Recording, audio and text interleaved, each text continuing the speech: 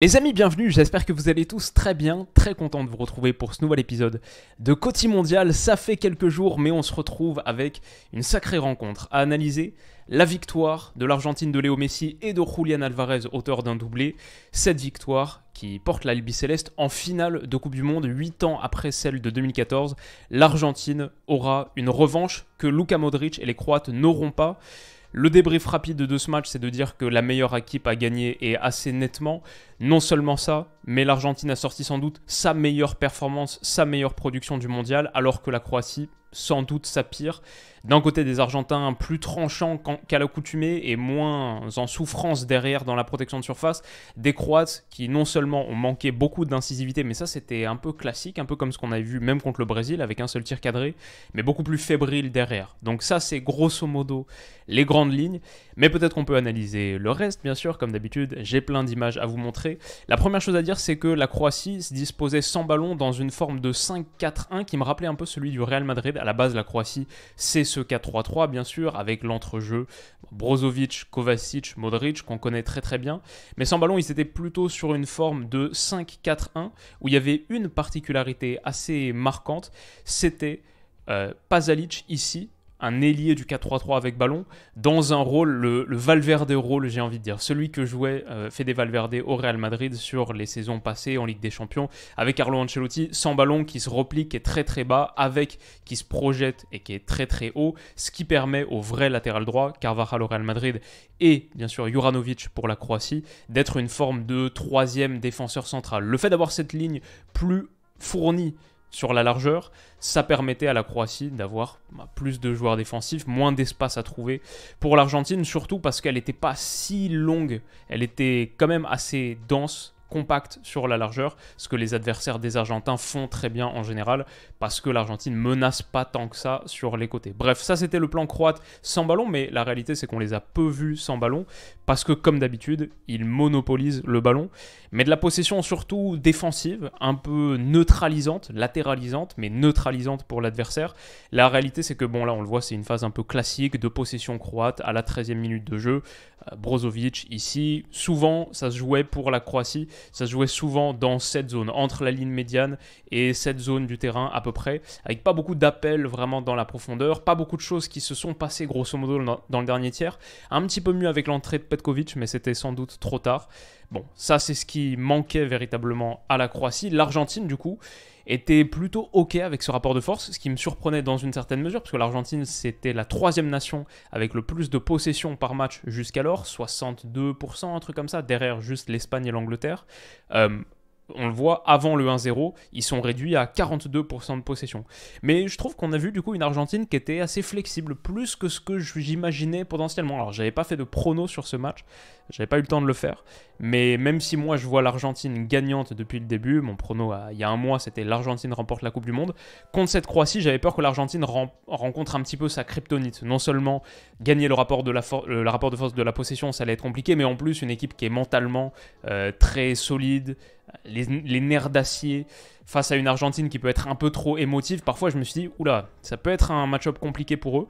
Finalement j'ai vu une Argentine, et ça m'a séduit, très polyvalente et flexible, qui a accepté d'avoir moins de ballons et du coup en l'ayant être beaucoup plus direct et vertical. On a moins vu cette possession à l'extrême et on a vu à la récupération la volonté d'aller très vite vers l'avant, tout droit, beaucoup de verticalité dans le jeu. Ça c'était plutôt cool, malgré le fait que Messi initialement était difficile à trouver face au jeu, c'est souvent un peu la clé pour l'Argentine, combien de fois est-ce que tu peux trouver Messi face au jeu. Finalement cette Argentine n'était pas si mal que ça, et elle marque le premier but de la rencontre, grâce à une initiative qui est cette idée d'être vertical et tranchant, et de pas trop se compliquer sur des circuits latéraux. C'est sur un 6 mètres qui est joué, de bien sûr notre ami Martinez pour Otamendi, qui, boum, envoie une passe verticale de 20 mètres, 30 mètres. Modric est très très proche de l'intercepter, mais elle est seulement déviée. Ouverture dans la profondeur, ballon par-dessus la défense. Donc en gros, il y a 3 touches. La passe de Martinez pour Otamendi, la seconde passe et la troisième à destination de Julián Álvarez qui se présente face à Livakovic. Ici il y a une énorme erreur défensive, je dirais principalement de Dejan Lovren, mais même Gvardiol Bon, bah, si tu vois cette situation, tu vois, je pense, l'orientation du corps de Lovren est très mauvaise. Je comprends pas cette orientation-là. Et du coup, bah, Gvardiol peut-être doit compenser, être plus bas, courir. Bon, en tout cas, c'est très très facile pour Julián Álvarez de se déplacer dans cet intervalle. Et ça, c'est quand même un peu une catastrophe pour la Croatie qui commet une première très très grosse erreur défensive. Une deuxième ici avec la sortie de Livakovic qui est mauvaise. Pour moi, il y a penalty. Alors peut-être qu'il y a quelques années, ce serait un petit peu moins donné. Maintenant, avec l'arbitrage vidéo, le penalty, il est donné immédiatement, mais avec l'arbitrage vidéo, il aurait été donné à 100% parce que Livakovic ne touche pas le ballon. Julián Álvarez, lui, le touche et après se fait faucher. C'est super bien transformé par Messi qui lui aussi là montre un peu de polyvalence et de flexibilité. On l'avait vu mettre un penalty interactif en attendant le départ. Bah, c'était contre qui déjà ? C'était en quart de finale.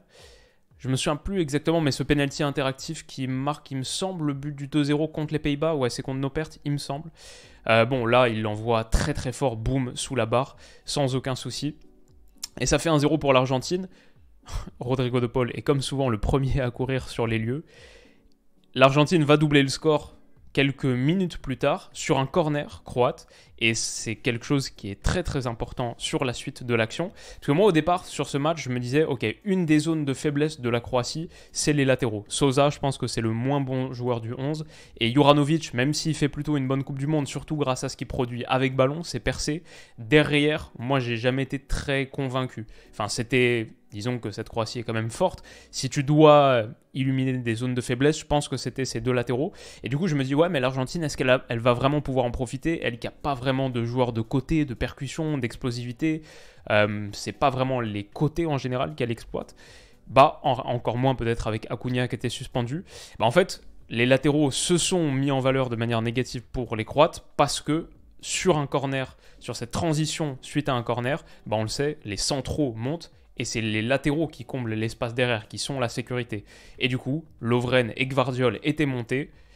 L'Argentine peut contre-attaquer. Et il y a seulement Juranovic, là, et Sosa, ici, pour les stopper. Alors j'ai envie de dire d'abord, la première chose qui est très bien jouée, c'est quand même Léo Messi, ici, sa petite déviation.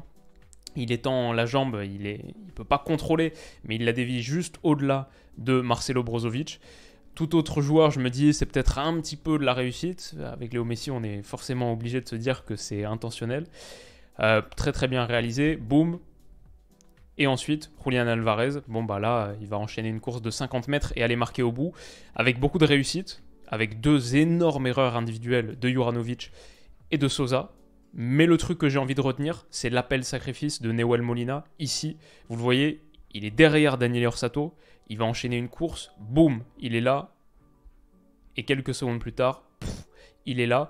Et ça, c'est un appel sacrifice depuis le début. Je crois qu'il lève même pas la tête pour être potentiellement servi par Álvarez. Son idée, c'est sur une transition offensive, s'il y a deux défenseurs en face, il faut que quelqu'un les monopolise pour qu'ils puissent pas cadrer facilement le porteur, en l'occurrence Álvarez. Bon, je fonce, bouh.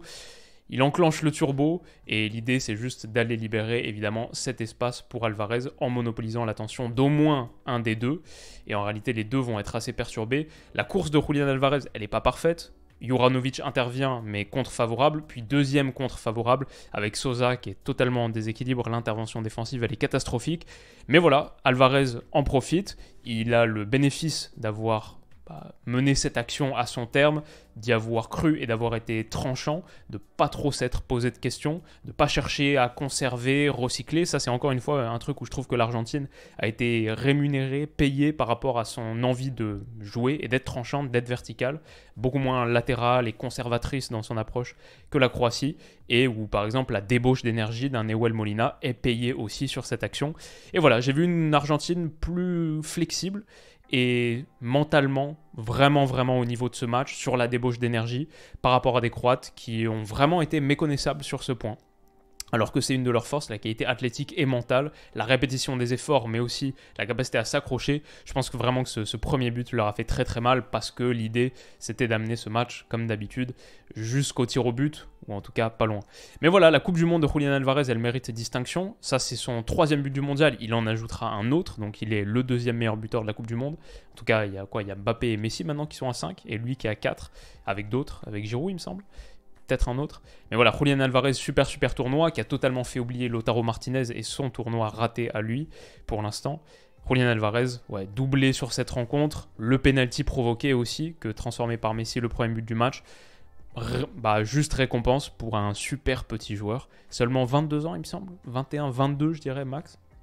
Ouais, c'est une des belles histoires de cette Coupe du Monde. Si je devais refaire ma vidéo a posteriori avec Stan sur les joueurs à suivre de ce mondial, je mettrais bien une petite mention pour Julián Álvarez. Et puis voilà, ensuite en seconde période, la Croatie tente 2-3 trucs, fait entrer Petković, ce qui est plutôt pas mal.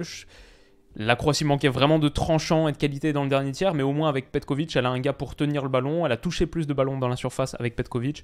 Mais qu'est-ce que tu veux faire à 2-0 quand il y a Léo Messi qui est dans ce soir-là et il va totalement dévorer Gvardiol. Le premier truc qui m'interpelle, c'est que ça provient d'une touche qui est jouée comme ça, avec Julián Álvarez qui l'a remise sur Léo Messi. Et c'est les deux seuls joueurs qui vont être impliqués dans l'action. Ça part de là. Hein. À la base, il y a deux gars qui sont là. Ils vont se retrouver, l'un à donner la passe pour l'autre. Mais au bout d'un travail de Léo Messi absolument phénoménal, il pose une première accélération sur Gvardiol.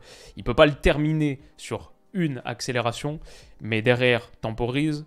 Julián Álvarez a suivi. Hop, se retourne.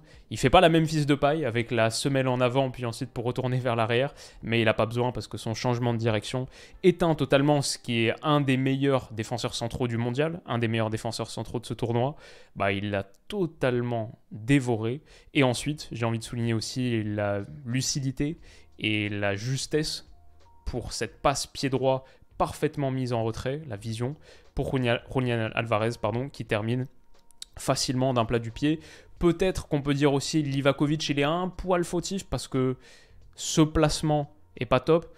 Je vais dire que Livakovic, sa Coupe du Monde, il y a des arrêts contre le Brésil, mais pour moi, je ne m'étais pas trop exprimé sur le sujet. Je pense que c'était un peu surcoté par rapport à ce qu'il faisait sur les séances de tir au but, où là, il n'y a rien à redire. Mais je pense qu'on retenait surtout ça. Parce que moi, j'avais vu des erreurs, même en phase de groupe, dès les phases de groupe, quelques erreurs qui me font dire qu'il n'est peut-être pas là encore comme gardien.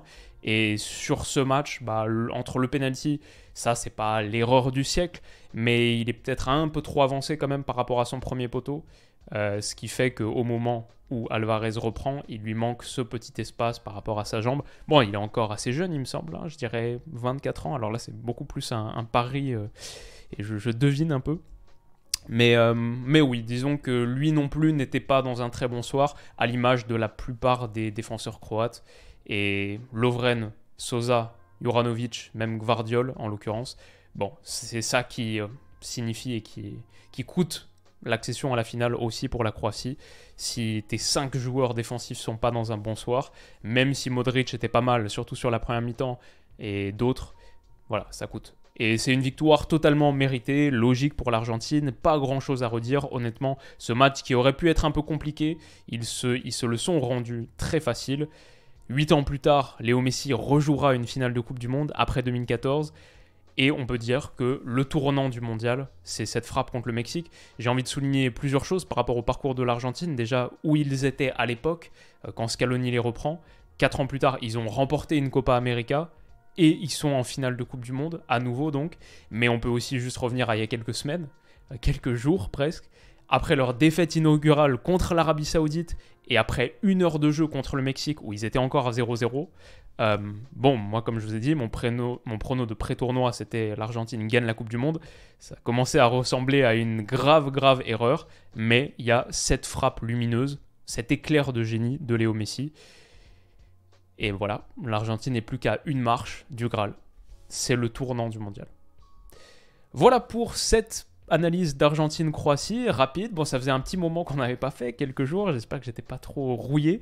Heureusement, on peut battre le fer tant qu'il est chaud et se retrouver demain pour parler de Maroc-France, demi-finale de Coupe du Monde. C'est incroyable. J'ai sorti hier, je crois, ou avant-hier peut-être, la vidéo preview de Maroc-France. Donc vous avez une quinzaine de minutes où j'analyse force et faiblesse du Maroc, force et faiblesse de la France. Si vous ne l'avez pas vue, n'hésitez pas, elle est facilement accessible sur ma playlist, dans ma playlist Coty Mondial. Et voilà, je crois que ça conclut grosso modo cette vidéo. Il nous reste 3 matchs. La demi-finale, celle-ci, le match pour la 3e place, donc c'est presque un demi-match, et la finale de Coupe du Monde. Ouais, on touche à la fin, mais il reste encore du très très gros et du très très lourd. Rendez-vous demain. Merci les amis de votre soutien, prenez soin de vous et on se dit à demain. Bisous.